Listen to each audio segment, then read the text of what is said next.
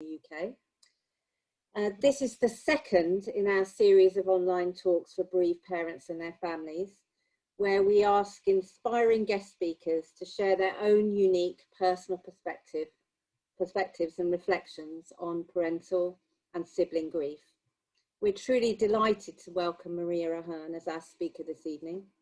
I'll give you more of an introduction to Maria shortly, but for the moment, a few housekeeping points for you, if that's okay. Just to let you know that everyone has been muted, as we have over, how many have we got? Over 100, well over 100 people, 141 at the moment, people joining us. It'll be very noisy if you weren't muted, so I hope that's okay with you. Also, if you wish to comment during Maria's talk, then could you use the chat function, which is on computers along the bottom, where it says chat, and you can send a message to everyone in the meeting, and we'll hopefully read out any comments or suggestions, and people can contact you as well. And at the end, we'll use the chat function for any comments, feedback or questions to Maria, if that's okay. We plan to finish by 8:15 at the latest. But obviously, if you need to go before then please do. But it would be great if you were able to stay for the whole of the session. We will be recording this event so that those who weren't able to be here can listen at a later date. And we will be putting the recording on our website, so you can listen to it again if you wish. So thank you to everyone here who registered to attend, and to those who were able to offer us a voluntary donation when you booked up to help us fund our work with bereaved parents, siblings and grandparents. That totals £1,000, which is really, really helpful for us. We're hugely grateful, particularly at this time when many charities are struggling for funds. Please don't underestimate how much your support means to us. And it's now absolutely critical in helping us to continue to offer our unique peer-to-peer support, understanding and hope. Of course, no amount of talking or listening can fix the tragedy of the loss of a child or a loved one. I sometimes wish we had a magic wand that could somehow take away the raw and devastating pain of child or sibling loss, or a sibling or a child who has died far, far too soon. However, as you listen to Maria tonight, my hope is that you will hear one or two things that resonate with you and will be of help to you as you journey on in life somehow without your precious son or daughter or loved one, and perhaps help you to find some light in the dark tunnel of grief. So I'm now absolutely delighted to be able to welcome Maria Ahern as our guest speaker this evening. I first met Maria when she became, in 2015, a trustee of the Compassionate Friends, and she subsequently served 3 years as chair of the board, of the trustee board. Happily, after her 3-year tenure as chairperson, she remained a trustee and a volunteer for our charity, with particular emphasis on supporting parents who have lost their only child or all their children, through our wonderful childless parents group. Soon after her son and only child James died, the James Ahern Foundation was created, enabling the pursuit of passion in young people and helping them achieve their goals. She's a barrister running her own busy law practice, and as many of you know, is a keen knitter and crocheter. I'm not sure that's a word, but anyway. And now she's a dog breeder, I hear, as one of her dogs is having her second litter of puppies. Maria devotes much of her energy to her passionate belief that the traditional approach to grief must be dispelled and that we must encourage and promote change in common attitudes to bereavement. She's spoken at a number of retreats and events run by the Compassionate Friends, on the radio and more recently a podcast. She's a keen and very enthusiastic writer, and she writes often for TCS bereavement support magazine, Compassion, where extracts of her moving, honest, and often uplifting and funny conversations with her son James can also be found, and they can also be found on Facebook. In my experience, Maria always writes and speaks from her heart, and her aim is always to give a voice to the language of grief. We're truly delighted that you accepted our invitations to speak tonight, Maria. thank you for taking the time to be with us today.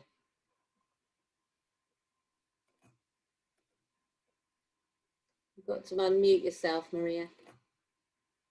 Okay. There you go. Oh, you're muted again. That's it. I just want to thank you, Carolyn, for those kind words and very lovely introduction. Working with the Compassionate Friends has been one of the most rewarding things I've done in the last 6 years since I lost James, and working with you in particular has been an enormous pleasure. So thank you very much for that kind introduction. I hope that what I say today will live up to those kind words. And thank you everybody for joining us this evening and for giving us an hour or so of your time. And thank you for your kind donations. £1,000 at this particular time for the Compassionate Friends is a huge, I'm extremely grateful for that. If you're watching on demand or on catch up, please be assured that any donations you make now, your vote will still be counted. So please feel free to donate some more. Well, I was going to start by introducing myself and telling you a little bit about who I am, but thankfully Carolyn has taken all of that away from me, so I can skip the part about being the lawyer and the trustee of the Compassionate Friends and a chair and the James Ahern Foundation and all those things that I spend my days doing. The most important thing that I am is, as Carolyn said, a committed advocate for the bereaved. It's a language I didn't know 6 years ago, but having learnt it, and we'll talk a bit more about that, I am, as Carolyn has said, totally committed to changing the way society views us, the group that sits here today of bereaved parents. And to that end, I'm grateful to Carolyn and the team for giving me the opportunity to speak about that tonight, and to so many of you who have honoured me by coming to listen. But above all, and proudest of all, I am first, last and always Maria, James Ahern's mum. And there he is keeping watch over me this evening. So I'm going to ask you to indulge me for just 1 minute while I introduce you to the beautiful boy that was my son. And I ought to warn you that this is the bit where I always get leaky eyes. Please do not feel uncomfortable if I start to weep a little bit while I'm talking about my son. Actually, some of my friends reminded me that I used to weep a little bit when I spoke about him, even before he died. So it's not unusual. I do get quite emotional when talking about him. So if I do, I think you're all familiar with the process of getting emotional and recovering again. And I know that you'll forgive me. So let's kick off. His name is James. He is my only child. You'll hear that I interchange talking about him in the present tense and in the past tense. He was a DJ in London. He did manage a coffee shop in between his studies. And apparently he reliably informed me that he was going to be a better lawyer than I am, apparently. He was an exceptionally loyal friend, a kind and generous soul, and he loved his parents, his family, and everyone who knew him fiercely. Switching to the present tense almost completely, he is gorgeous, clever, funny, charming, and all the good stuff that I taught him to be. And why do I speak about him in the present tense? Well, I think because part of me hopes that he's still all of those things, wherever he may be. But also because in my heart, he absolutely, most definitely is still all of those things. And I want to remain an incredibly proud and boastful mum. What was life like with James? Well, this is the bit that normally gets me, guys. I've been practicing this bit all day. So if I don't cry, result. If I do, forgive me. But life with James can be summarized as being in a beautiful dance. For the younger people that are listening, and if there are some, I believe you call it a festival these days. but for us, it was a dance. There was colour, there was laughter, there was music, there was dancing. There was all of the things that I dreamed parenthood would be, until suddenly on one August day, 6 years and 2 weeks ago, he took a bend too fast. He did what many 22-year-olds do, and suddenly the music stopped and the world came crashing down and collapsed. So those are the introductions, and I'm very proud of myself because I got through it. Now, I'm going to disappoint you a little bit now, because I'm going to start by confessing totally what I don't have to give you. As Carolyn said, I don't have a magic formula. I don't have any answers, really. I don't have the remedy, the cure, the fix, the manual, the map, all of those things that go with the expectation and the hope that somebody's going to make this better for you. I don't have them. Losing a child, a grandchild, or a sibling is catastrophic to everything you knew before it happened. And there is a lot of groundwork and rebuilding to do. And some people do it, some people can't, and some people meet somewhere in the middle. We fumble, we stumble, we try to work it out, and then we fall over again. And it's a little bit like relearning everything from being a baby. I often compare myself to a toddler who's learning to speak, learning to walk, learning to get up with grazed knees, sometimes actually literally, but that's a whole other story. Really just relearning how to function. So for 6 years and 2 weeks, I've been learning all the habits and practices that come with inhabiting a new world. Sometimes I feel like I've mastered it. The new language, the new way of life. I'm by no means fluent, and I'm still learning. 6 years isn't actually very long to be in this world, and I still consider myself something of a newbie. I'm probably either finding my way around a bit better, or they've stopped moving the furniture, because I'm not falling over as often as I used to. So I guess I would say that I'm acclimatizing. But there are good days, there are bad days, and I'm no different to anybody else in that regard. And 6 years on, it's no different to how it was 6 years ago, except that the gaps between the falling over, the gaps between the waves of incomparable grief have started definitely to get bigger and bigger and bigger. This evening, I want to give you some insight into how I'm surviving. I don't by any means speak about everybody, and Carolyn again kindly touched upon this. It's important that we understand very early on that this is not a one-size-fits-all process. I'm going to tell you how I'm doing it. And if something I tell you helps you to do it differently and you like it, then please take that with you. If anything I say doesn't resonate with you, sounds a bit off kilter, isn't something you understand, then please just feel free to ignore me, because that's what life's all about. Taking some things that help you, leaving behind the things that don't. We all bring our own tools into this club, and we all bring our own baggage. And very soon we work out what we need, what we can use, and what's superfluous to requirements, and we can leave that behind. Right, let me ask you all a question. Have you ever thought about what is the difference between grief and mourning?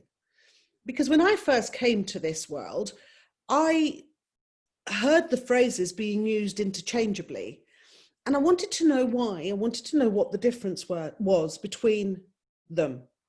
Grief, mourning. There is a difference. It's subtle and nuanced, but understanding the difference between grief and mourning can be an important feature into how you deal with both of those separate subjects.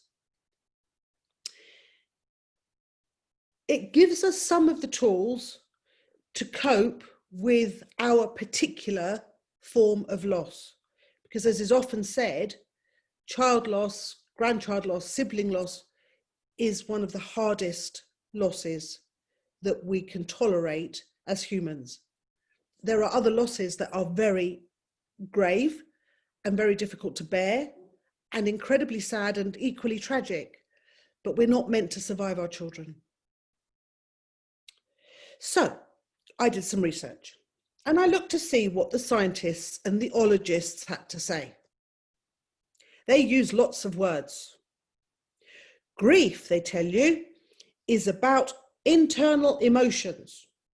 And mourning, they'll tell you, is about external expression. Well, there we go. Glad we've cleared all that up then. Everything we need to know right there, but not really. What does that mean? Grief, they tell us, is the psychological and physiological response to loss. Yeah, okay, it's getting clearer by the minute, isn't it? Grief can change over time. Yep, that one I understand. Grief can be acute and chronic. Yep, get that too. And with grief comes symptoms like sadness, longing to be with the person we've lost, anxiety, anger, post-traumatic stress. All of this can lead to depression, and so on and so on and so on. A whole list of negative, seemingly hopeless terminology.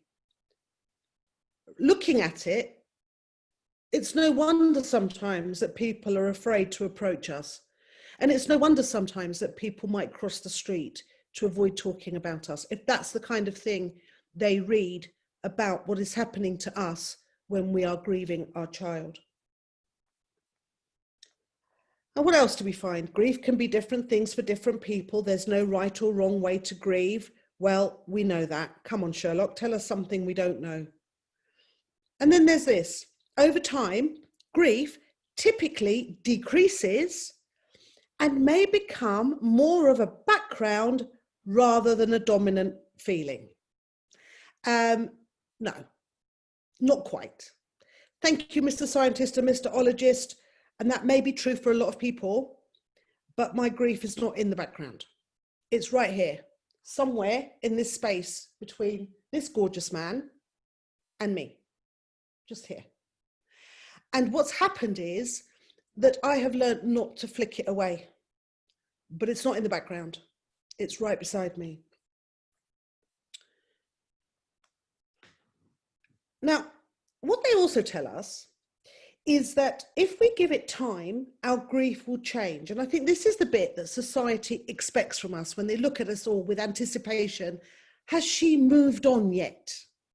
Well, it's been 6 years and his photograph's right there. So I guess the answer to that is no, because I don't know where I'm moving on to. There's nothing in the books about that. It's a very glib, has she moved on? No, I haven't, but actually I don't need to, because what I'm holding here is the most precious thing in my life and my grief. I don't need to move on. I'm here and I'm okay if you'll let me be. Now then it says this, if the feelings of grief do not lessen or become more manageable over time, this may be a sign of complicated grief. At last, we've got there. Complicated grief, they tell us, doesn't follow the usual pattern. Well, thank you. This can prevent a person from moving on. There it is. There's the phrase on the internet for all to see, or returning to their usual functioning, and can cause lasting sadness and distress. Crikey. It's not looking too good for us at the moment, is it? In short, what I read there is, if your feelings of grief have not lessened over time and become more manageable, then I guess you're probably a parent suffering the loss of a child. All the stuff I've just written here doesn't apply to you. I suggest you contact the compassionate friends and get some advanced support. Okay, look, let's park grief for a minute because I really don't like all those negative expressions. Let's turn to mourning. Mourning is the external expression of our loss. It's what we do with our grief. Common examples of mourning, they helpfully tell us, are preparing for a funeral. Yep, check. Wearing black. Yep, been doing that for 6 years. Here's a good one. Sharing memories or stories about your loved one. Now we're getting somewhere. And these parts of the mourning process can be impacted by cultural practices or rituals and can give structure to the grieving process.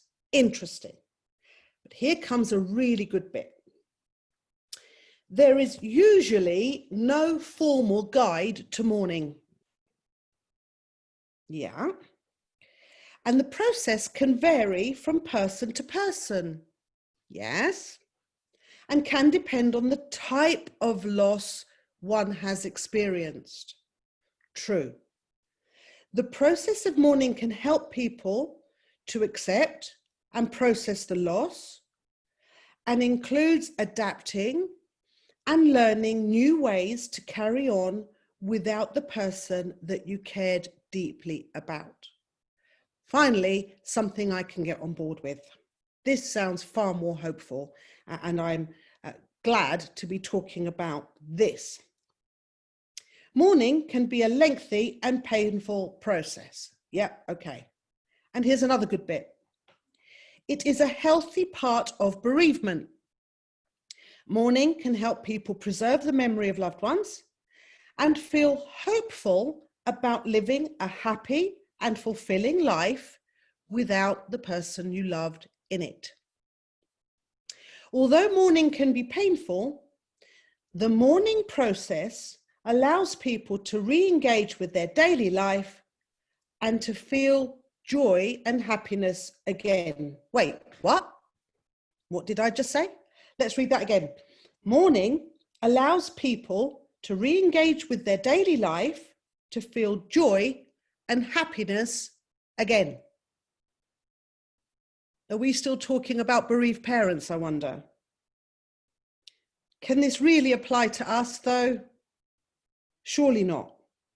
I mean, some days, do you even remember how to feel joy? How to re-engage with the world? How to feel happiness? Is this a contradiction? Or is this real? When people told me in the beginning, it won't always hurt this way, I didn't want to believe them. And I'll tell you why I didn't want to believe them, probably for the same reason that you didn't want to believe them.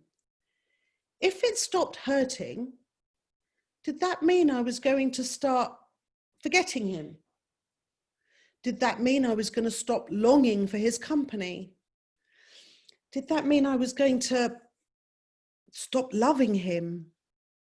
It had to hurt, didn't it? It had to keep hurting so that I could keep grieving. But I've discovered that I don't actually have to keep grieving. I can just start mourning. And that's altogether a more positive experience if you want it to be. And of course, on the other hand, if it didn't subside, I wouldn't have been able to bear it. I wouldn't have been able to hold it. I wouldn't have been able to live. And I certainly wouldn't have survived 6 years and be sat in front of you lot now talking about it.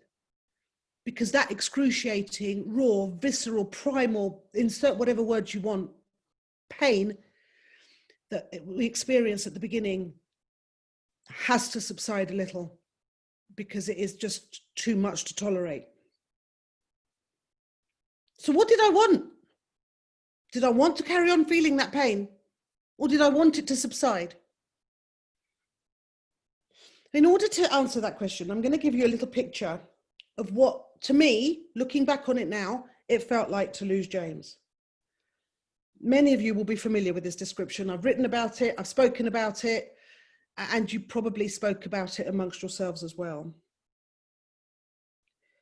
One day we were dancing, the next day he was gone. And death literally came and took my son from me in one fell swoop. And in doing that, it, he, she, they, I don't know what pronoun you give death these days, whatever it is, literally at the same time, lifted me by the scruff of my neck and flung me to wherever on earth I landed. Later on, I gave that place a name, Planet Grief.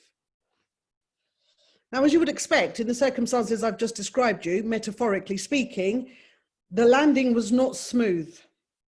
There wasn't any protection, there was no safety net, there was no cushioning, there was no pre-warning, there was no getting ready.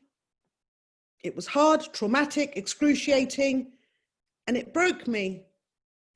It broke every part of me. I couldn't see, I couldn't hear, I couldn't breathe.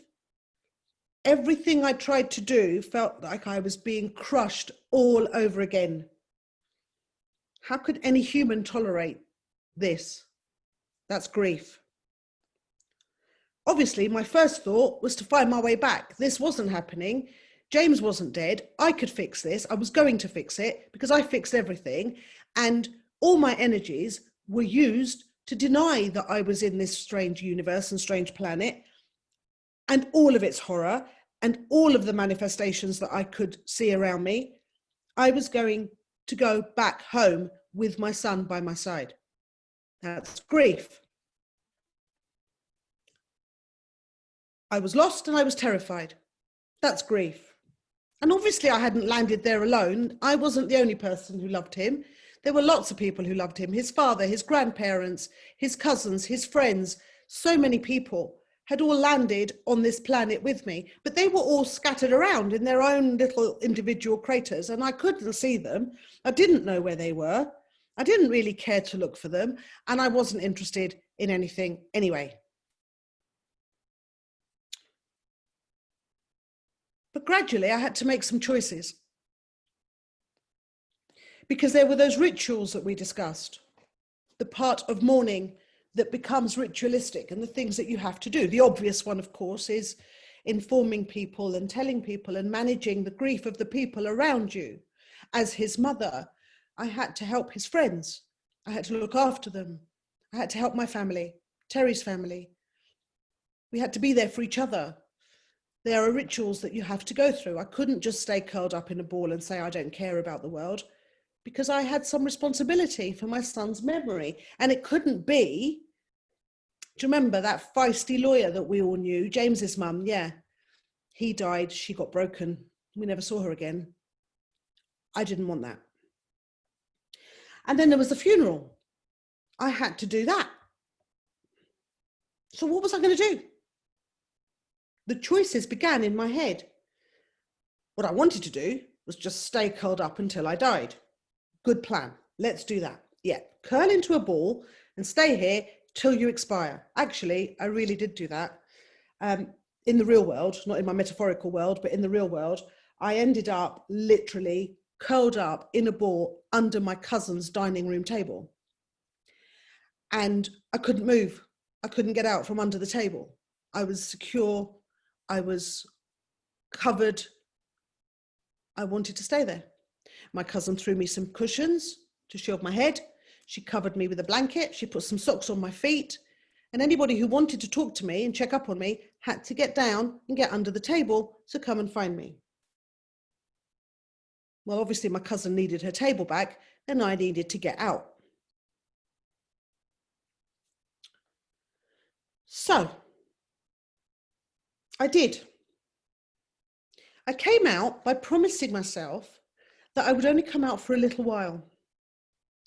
And then I would go back again, back to where I felt safe, wherever that was, my cave, my crater, the dining room table, it didn't matter. I was going to come out for just long enough to complete the rituals, give him the send-off he deserved, and then go back and hide and remain broken, and it didn't matter. You all know what I'm talking about. I don't need to talk about this anymore. How did I get past that stage? Now, disclaimer time. Some people don't get past that stage, or some people don't get past that stage in any big way. It doesn't matter. If you are still at that stage, that's fine, because it's only meaningful when you are ready to take the next step. And there is nothing wrong with staying under the table. There is nothing wrong with staying in your cave. Do it for as long as you need to. But if you do want to step out, try it. For me, it was the realization that I was here on planet Grief for good.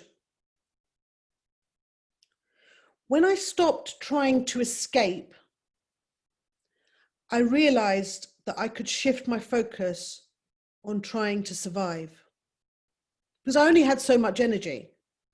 And if I was going to try and escape, it was going to make my acclimatization much more difficult. And anyway, there was no escape because he wasn't coming back. So I had to focus on how I was going to survive.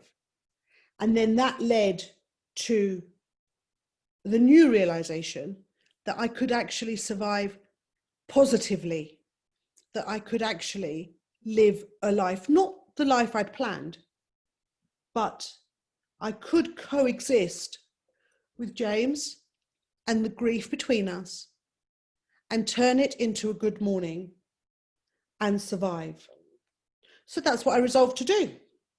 James, Grief, and I got together and decided that we were going to have a good morning, not the scrambled egg on toast or muesli type of morning, the other one. And this is where things are going to get technical, because the only time I'm going to do this, guys.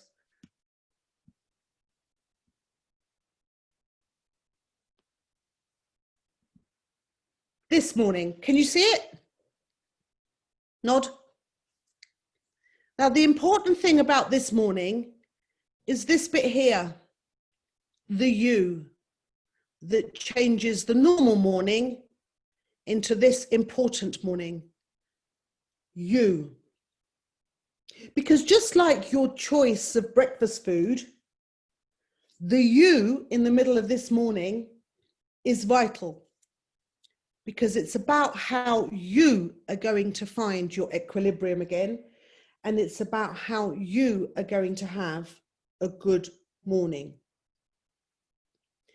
This is what accepts your grief. This is what teaches you how to hold it, put it down, pick it up again, lean into it, all those phrases that you've heard lots and lots. This is how you can turn your life into a peaceful and sometimes joyful one.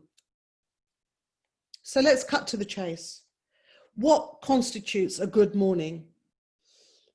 Well, it's as individual as you are. It's as individual as our fingerprints. It's as individual as our faces. It's as individual as our children and as our relationship with them. After all, you're the one who's had to face the unthinkable. You're the one who is living the unimaginable. And you're the one that's carrying the unbearable. So how you make it more comfortable and how you make it more manageable is up to you. The important question, though, is, can it be done? And the answer to that question is most definitely yes. I did it. Now, again, disclaimer. I'm not here to write the manual on grief and mourning. Well, okay, maybe not yet. Watch this space. But I have collected a lot of stuff over the last 6 years. And this is stuff that I can share with you. Some of you have been here longer than I have and know more stuff than I know. But some of you have been here far less and know less stuff than I know. And so between us, we can actually collate all the stuff that we need to share the process that gives us a good morning. I've already mentioned the word acclimatize. It's okay, you know, it's okay to open your eyes, blink in the light and let your eyes adjust from the darkness to the light. It's called survival. It's better if you can see what you're doing. Hard fact alert, if you prefer to stay in the dark for a little while longer, do it. If you want to come out and go back in again, do that too. It's okay, as long as it's okay for you. This one's a tricky one. Remember to breathe. Now, this sounds really obvious, doesn't it? But actually, we do need reminding sometimes. I used to hold my breath in anguish so much that I didn't even know I was doing it until I gasped for air. When we are overwhelmed, I'm afraid it's a natural reaction to hold our breath. And this causes a reaction in our brain. Science stuff again, I'm not making this up. If you starve your brain of oxygen, the results are horrid. So don't do it. Breathe, take deep breaths, pants even, it doesn't matter. In through the nose, out through the mouth, deep cleansing breaths. You're going to need this tool often. You're going to need it when the birthdays come around, the anniversaries come around, the family gatherings come around, the times when you think your child isn't being remembered. It's not just a good physiological tool. Taking a deep breath gives you time to think. It gives you time to respond to whatever is making you uncomfortable rather than react to whatever is making you uncomfortable. So just do it with me now, just for a second. Take a deep breath, fill your lungs, and take a deep cleansing breath. Fill your lungs right up. You will feel better. It slows everything down. And when you slow everything down, the reaction is more positive. On the subject of feeling that your child might be being neglected, it's unlikely that they are. Don't always assume that your child is being neglected because they're not being remembered outwardly. Remember, we're talking a different language to other people. They haven't forgotten our child. I mean, look, you only have to look at him and look at me. Look at me, see him. We're identical in so many ways, and many of you will be very similar looking to your children as well. And anyway, who can look at a bereaved mum and not remember that they're a bereaved mum, right? If we're in the room, our child is in the room too. But sometimes people can't talk about it. They can't give a voice. They don't have the language skills. It's no wonder, is it, with all that talk of brokenness and fragility, that they find it difficult. They don't want to provoke a reaction in us. They don't want to see us cry because then they won't know what to do. How many times have you all heard, "I'm sorry I didn't contact you. I didn't know what to say"? My reaction at the time was, well, bloody look it up. Make the effort. Think about it. But I think I've just demonstrated earlier on that even that doesn't really help. I didn't know what to say to you. And here's a good one. I didn't want to upset you. Mate, my child has died. What do you think you have at your disposal that could upset me? I'm already upset. It's not their fault.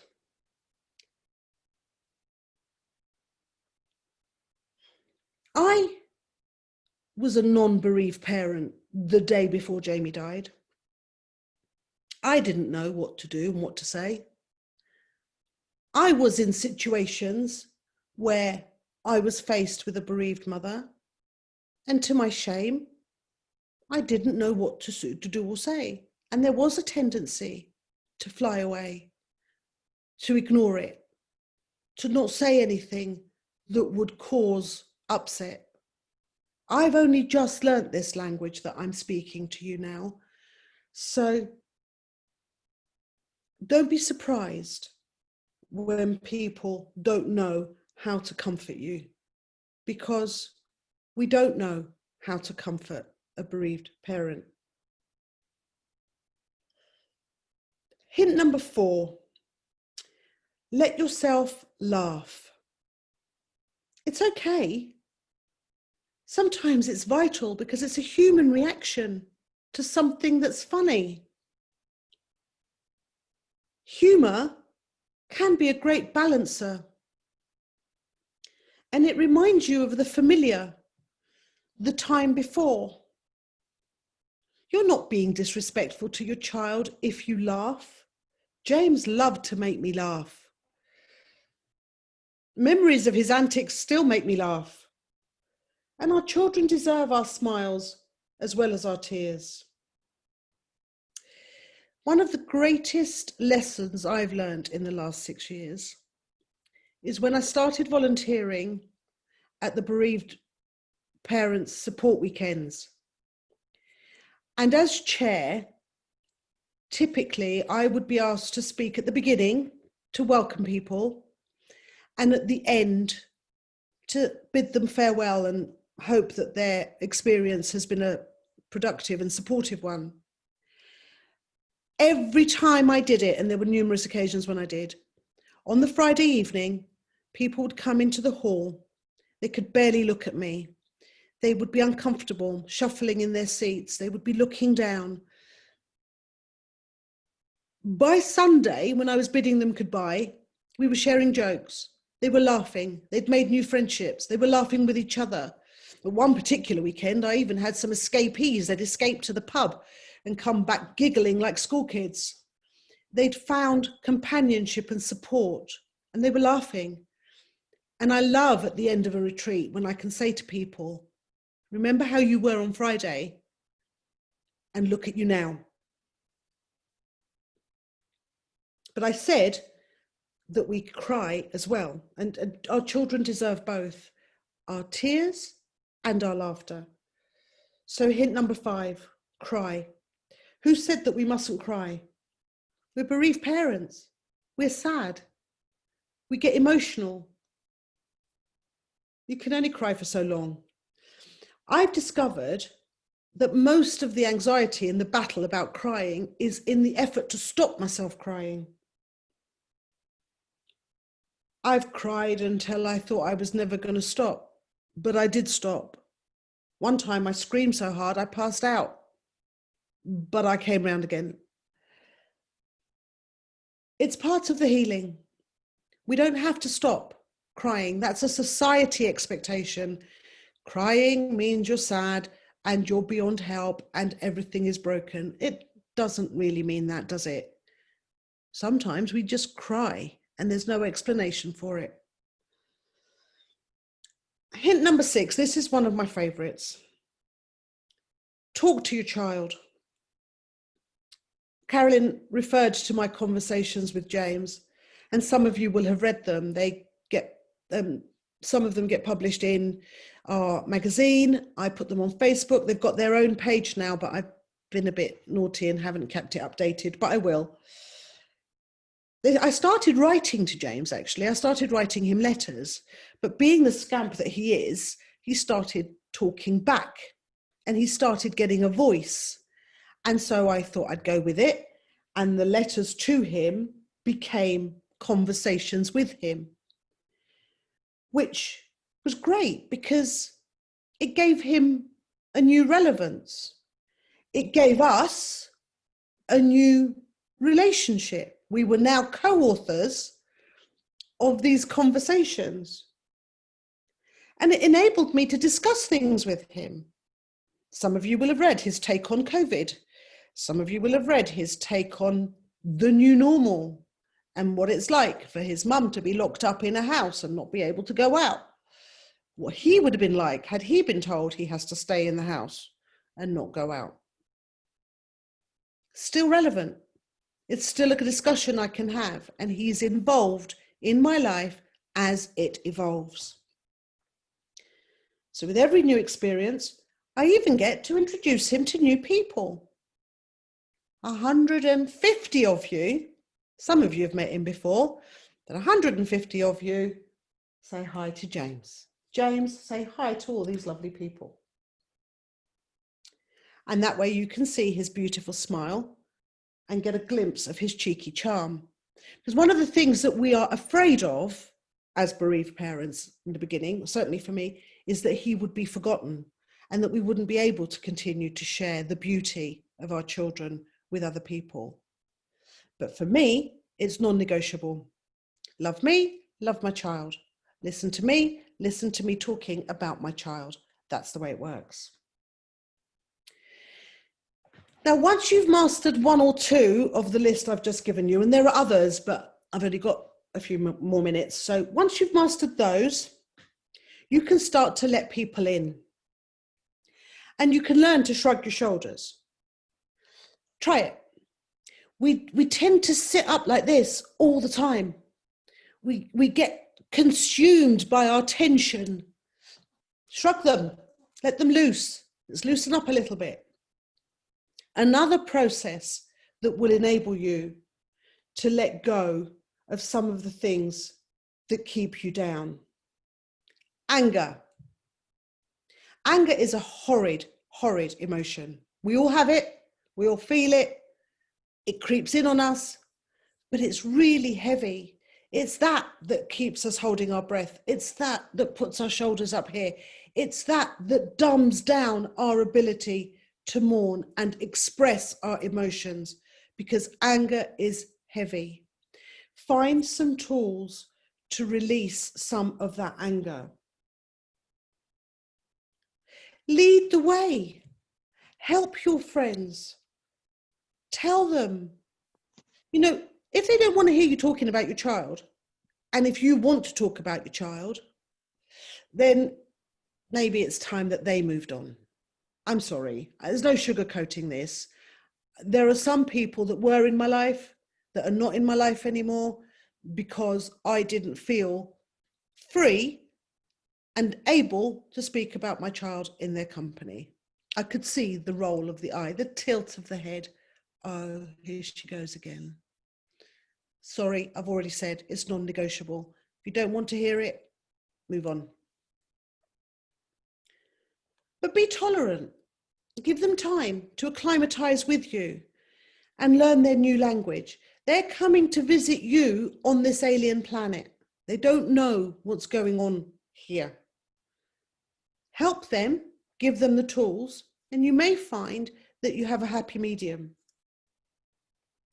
Practical stuff. Find a way to push back. Dealing with all this negativity requires a lot of effort and you get tired. Find something that will enable you to rest and relax.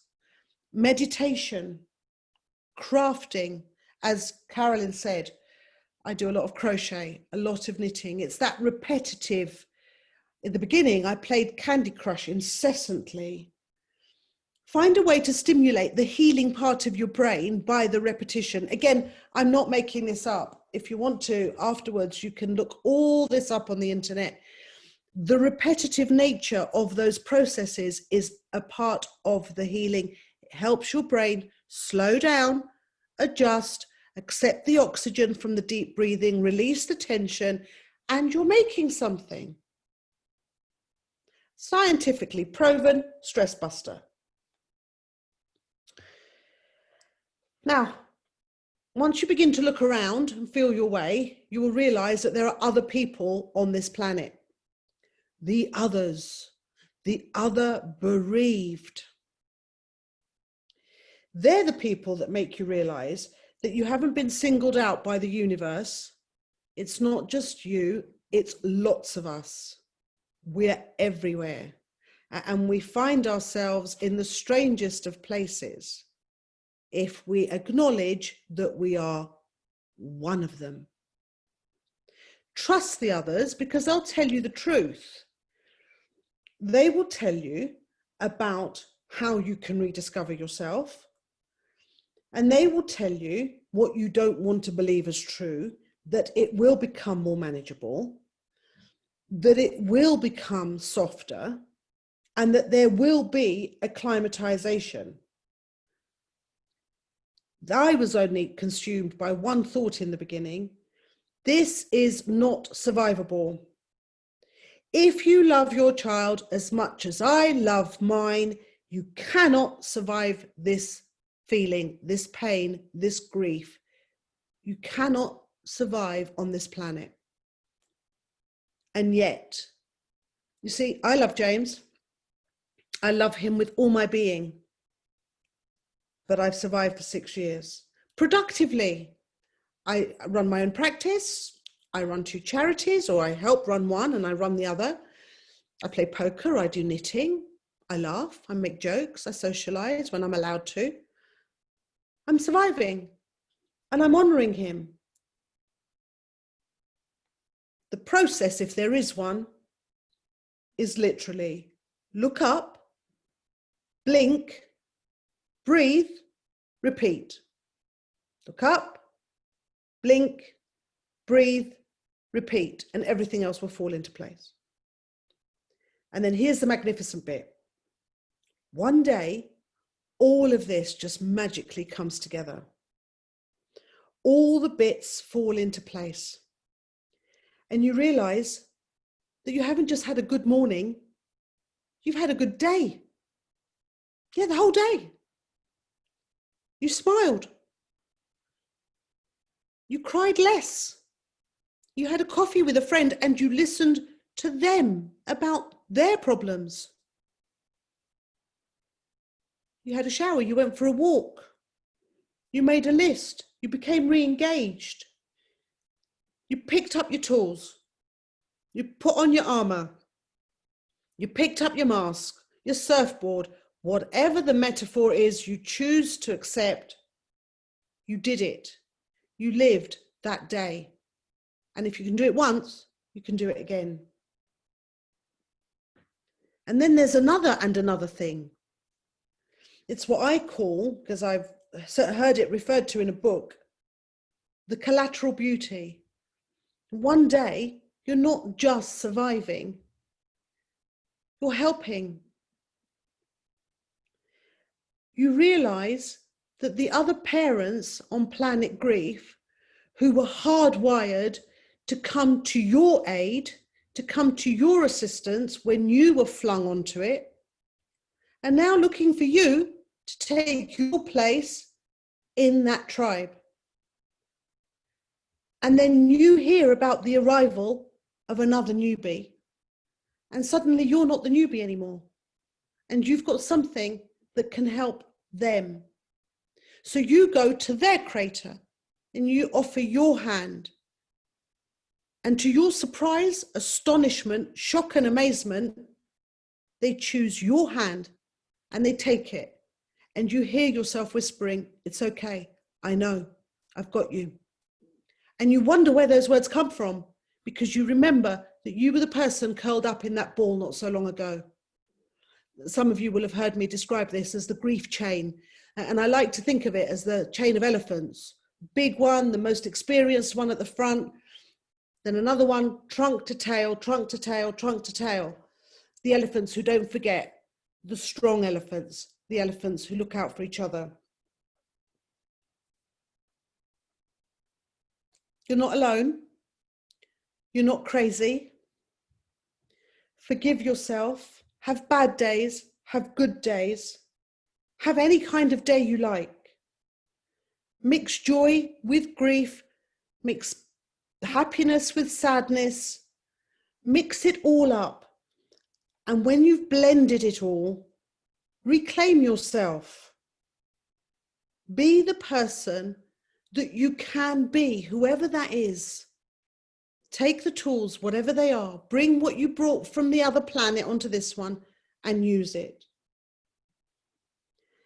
And finally, I say this to you, my child will continue to live through me. Whilst I have breath, he has breath. Anyone who doesn't get that is long gone. And I can wake up every morning now, look at my reflection and say to me, to myself, to James, and to the grief between us, come on, let's go exploring, because today we're going to have a good morning. Thank you for listening to me. Thank you, Maria. That was absolutely wonderful words. I feel a bit quite choked up, so it's difficult to speak, but thank you so much. There are lots of comments on the chat, but if anyone has any particular feedback for Maria or any questions for her, please put them on the chat. I have one question from earlier from Gil. Maria, which is what is the perception that you want society to have of grief and grievers that would have you believe that you have succeeded in being an advocate for those that are grieving? Love that question. Thank you, Gil. Positive. It is a natural process. Don't turn your back on us. Stop crossing the road. You cannot upset us. We have buried our child, our brother, our grandchild. You can't hurt us anymore. You can only help us. Try, please, because today you might not know that you need these tools, but tomorrow it might be closer to home.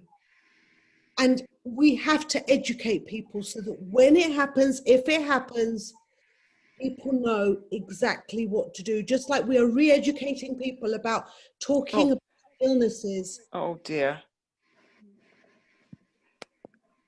Let me. Okay.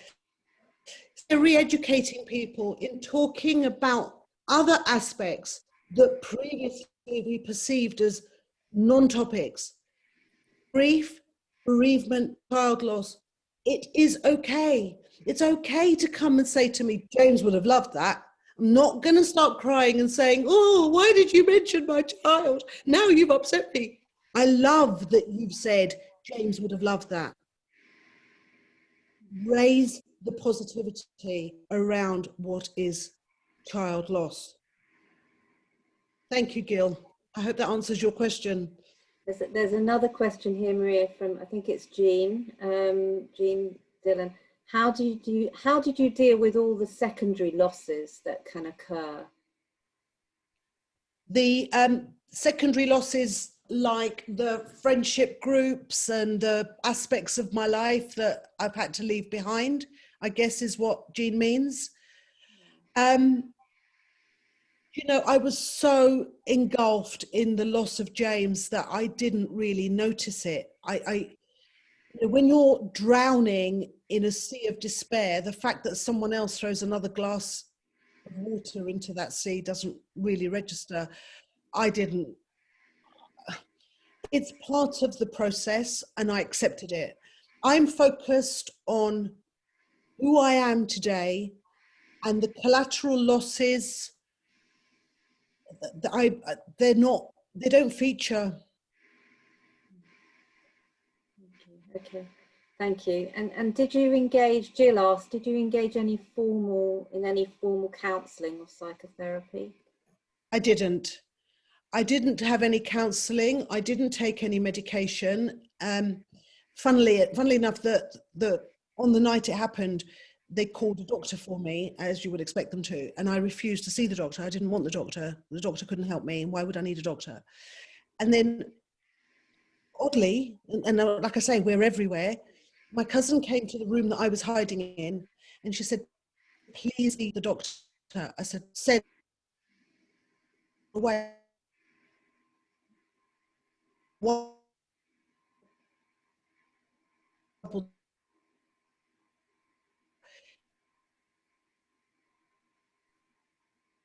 to me as an accident. And you're up, making this thing into seeing, see her, for the question. Is it you've lost your son? And she said, yes, it is, 8 years ago. And I said, and you're working? And she said, yes, and I'm functioning, and you will too. And that was my first, right there, immediately, that was my first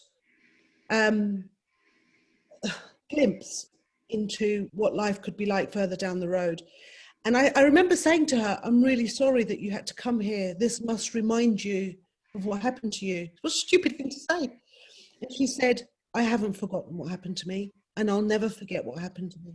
I'm just learning how to hold it. And that was the first night. I guess, I don't know, whoever sent that woman into my house that night immediately started to give me some tools. And as Carolyn, as you know, I'm a firm believer in the earlier we learn this process, the earlier our mourning will be better. Thank you, Maria. And there's a question from Lindsay. How long did it take you to venture out of your safe zone? The table, I guess. Under the table, well, my cousin reclaimed her table and I had to go home. So under the table, I was there all day and then I went home to go to bed. In the house, I remained in the house until I had to go out and buy him new clothes for the funeral. I went shopping. I did all those rituals. And then after the funeral, wow, I was in the house for a long time. I went to work. I went to work very quickly afterwards, actually. I went to work 10 days after the funeral, but it was in and out, functional, bare minimum, perfunctory out, straight back in. I couldn't wait to get back into my cave. And, you know, sometimes I'm still like that now. And I've really not felt the weight of this lockdown because I like being at home with him. We have great chats. So I'm still a bit of a retreater and I have turned into a bit of a hermit. And there's another question here, which is interesting actually. Was it to have a good mourning, was it an active decision and choice rather than sort of waiting for time to do it? No, it was a process, and a good mourning can mean different things on different days. It could be a little bit good, it could be very good, it could be just a tad good. I was just collecting stuff. So it wasn't a zero to hero type of thing. It was a need in me to want to find something that would enable me to forge a new life with James in it. So it was baby steps, one breath at a time. And I'm still not sure that I've got it quite right. There are days when I'm not having a good morning at all. So it's a process, and it's a process that you have to be patient with yourself over. We'll just take a couple more questions. There's a question here from Jimmy. Hi, Jimmy. What do you think we can learn from other cultures about the way grief is perceived? Is the isolation many feel the product of a modernist society, or is it always like that? Thank you, Jimmy. I spoke about rituals. The Orthodox, I'm Greek Orthodox, so it's very similar to Catholic Christian, and they have processes. You know, you have to have a church service every 3 days after the death, mourn the soul to keep it. We believe or we don't, it's what it is. I did it because I wanted to honour my parents, and actually the time that I screamed and fainted was in the church. Because I walked into that church and realised why I was there 3 days after Jamie died, and all those people, the whole community had gathered in that church, and I walked in, and whereas before I used to walk into that church and struck my stuff, suddenly I was, oh, there she is, the mother.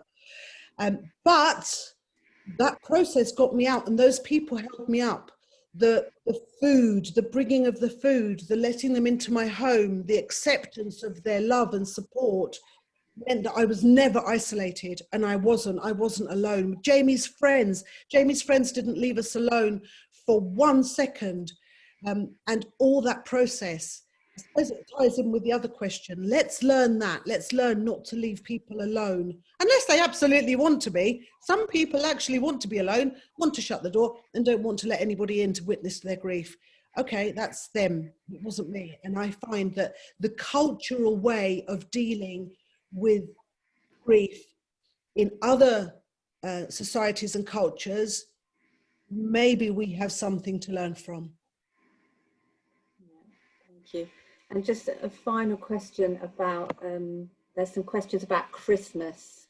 So I guess managing those kind of special occasions, and this time of year of change and new school year, new university year, new college year, and moving to autumn, but Christmas particularly very hard. How do you manage those difficult okay, not the best. I have to tell you, autumn was Jamie's favourite time of year. 13th of September is my birthday, then his father's birthday in October, then Halloween, which he absolutely loved, fireworks, an opportunity to burn the house down. Jamie loved from now until Christmas. He was buzzing like a buzzy thing, and I don't handle it very well still. Christmas, no Christmas tree in my house, and I don't think I'll ever have a Christmas tree. It's okay, I don't need to have a Christmas tree. I didn't buy any presents for the first year, except that again, I talk about Jamie's friends a lot, but I owe them a huge debt of gratitude, and they won't leave us to be on our own. So we had a surprise visit on Halloween the first year, fireworks. We do the best we can, and that's all we need to do. I look at what I do have and what I can manage, and I try not to think too hard about what James and I are missing. I'm lucky, I had 22 years with him, and I can recreate the memories. So on Halloween, I sit and play videos and look at photographs. On fireworks day, I remember the big hole in the fence and how it cost me £300 to fix the fence because he wanted to burn the fence down with his firework. I use the tools I have to try and remember that this is a process and not let it get me down. It's not perfect by any means. Look, my shoulders are rising as I speak. I have to remember. And Christmas is not a good time. But I don't spend, from Christmas Eve to Boxing Day crying. I cook the turkey. We have fun. We have visits from Jamie's friends. We exchange gifts.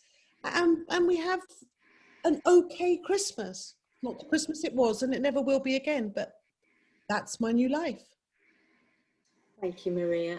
I think we'll close now, but we need to draw the evening to a close. But before we do, thank you so much to Maria for her thoughtful, honest, extremely moving, but also inspiring and helpful and hopefully hopeful words. I hope that some of her unique perspectives and reflections on finding ways to have a good mourning after our terrible loss does resonate with you, and that you'll find something in her words to take away and build upon. An immense thank you to Maria for taking the time to talk to us tonight and to answer questions and take comments. And I will copy her all your comments in the chat so she can see the feedback. Oh, thank you, because I haven't had time to read it all, and I would like to read it. Thank you, everybody, for sharing your evening with me and coming to bear witness to my grief and letting me see some of yours. Thank you. And I also want to say, just remember to look after yourself, all of you, following this talk. Be extra kind, extra gentle with yourselves as you remember your own precious child, or sibling, or grandchild. And, listening, sometimes it can stir up our own thoughts about our own loss, however long or short a time ago that was.